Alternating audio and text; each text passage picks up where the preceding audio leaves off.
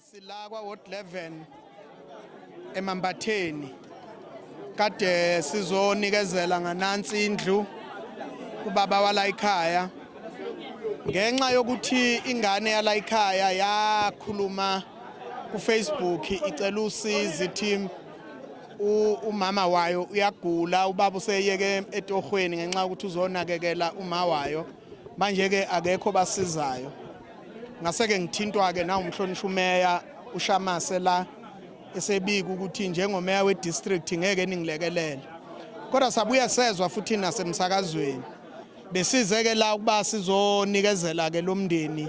ngendlu nansi sithenge nefurniture nokudla ngenxa yozwelo esisuke silithunyiwe thina njengabaholi beIFP sinikezwe lokho ukuthi asisize la kufanele sisize khona ngoba iIFP iqembu labantu abamnyama iqembu labantu abahluphekayo ngakho ke siyabanakekela kakhulu abantu abahluphekayo sihambe sicela hayi ukuthi lendlu siyakhe ngemali yomkhandlu siyazi ukuthi izindlu zingaphansi komnyango kwa Human Settlement kodwa na umnyango akulula ukuthi wakhele bonke abantu ngesikhathi esisodwa ngakho ke ngosizo asilinde umnyango kwa Human Settlement kodwa siyaphuma nathi sihambe sicela lapha nalapha yabasilekelele yingakho ke namhlanje besizokwethula leli khaya sesibanikile ikhiye siyabashiya manje la namhlanje nje bazolala kamnandi bazolala embhedeni emisha zingubo zintsha kodwa ke futhi nathi siyabonga umengameli wethu Bulawayo osithumile ngoba uye njengoba sigijima kangaka nje sithunywe uye usithumile ukuba asingalali sisiza abantu bakithi ngakho ke siyababongela ke abala eMambatheni ukuba bakwazi ukuthola ikhaya sixolise nakwabanye ngoba akusikho ukuthi bekuyilo mndeni kuphela bakhona nabanye inkosi yami abathi kazi mina kodwa sinalo ithemba lokuthi ngoNkulunkulu sogcina nabo sibasize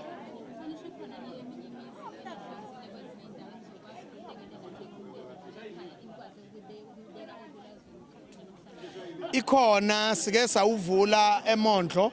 kwa Ward 12 la eBaqulusini njoba sivula futhi la eBaqulusini zikhona ezintathu esizozakha Olundi ikhona esoyakha kwaNongoma ikhona esoyakha eDumbe ikhona esoyakha oPhongolo empeleni oPhongolo isiphelile sekusele nje ukuthi nakhona sithola usuku lokuthi siyivule kodwa sezizonke lezi zindlu ziwu9 esizozakha la eZululand ngosizo la sihambe silekelela khona abantu laba basuke behluphekile lokho abantu bathatha njengesiqalo ekulekeleleni abantu bonke abaneNingizimu Afrika abangenazo izindlu abahlala endlini mhlambe ewayo njengalaba nje abahlukunyezwe ikhuphula siyazi ukuthi ikhuphula mayifikile sifike senzomonakalo asikwazi ukuma ngoba sicela osomabhizinisi ukuthi basize abantu bakithi siyaqhubeka nje impela njoba nje abantu bezosibuyisela ngoNovember abantu bazosivotela so sizoqhubeka sayibophezela empeleni ngangishilo ukuthi unyaka nonyaka kufuna kube nezindlu engizakhaya kusho ukuthi uma uzobala iminyaka emihlanu ngise office kufanele izindlu kufuna ngibe ngizakhile zingaphezulu kwama20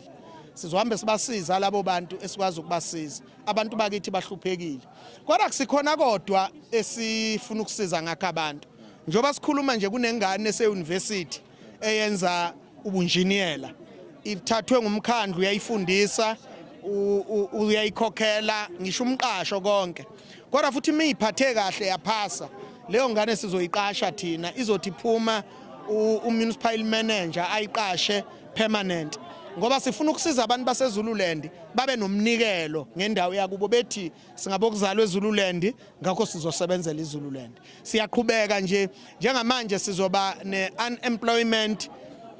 graduates dialogue la isoqoqa khona abantu abasha abazifundiswa esizoxoxa nabo ukuthi yiliphi ikhambi esingaba nalo bazosinikeza esingashintshi impilo zabantu abasha zibe ngcono abantu abasha bagcwele emakhaya abasebenzi baze baphuza uphuzo oludakayo badla ama drugs hayi ngoba bethanda abanye bayakhuthuza manje hayi ngoba bethanda manje umbuzo uthi thina njengabaholi uNkulunkulu asibekela yini esiyenzayo ukwenza imizamo yokuthi basizakala kodwa okunye ngilokhu ngumemezela ukuthi uhulumeni uhulumeni akamemezele i-unemployment rate as a disaster ngoba ungabona bonke abantu abasebenzi yonke lamakhaya nje obuyibona nje kulanjwe mungangena phakathi uyoshawa uvalo ngendlela abantu abalambile ngakhona ngoba yikho income engenayo eyenza ukuthi abantu bakithi bakwazi ukuphila. Kubhlungu ukuhola abantu abahluphekayo, kubhlungu ukuhola abantu abalambileyo, uba namahloni ukuthi kodwa ngizothini ukuhola abantu abahluphekayo, kodwa ngoNkulunkulu uzosisiza. Uma nje sizokhuleka uNkulunkulu uzoza nesu ukuthi abantu abasha baphume kule nkinga abakuyo. Kubhlungu kubhlungu ukungazi ukuthi makuphela inyanga uye ebank, hey kumnandi ukuhola, kumnandi uba nemali yakho, kodwa abantu abasha izingane zethu aziyazi leyo nto. Uyabona ukuthi sibhekene nomqanso ongaka.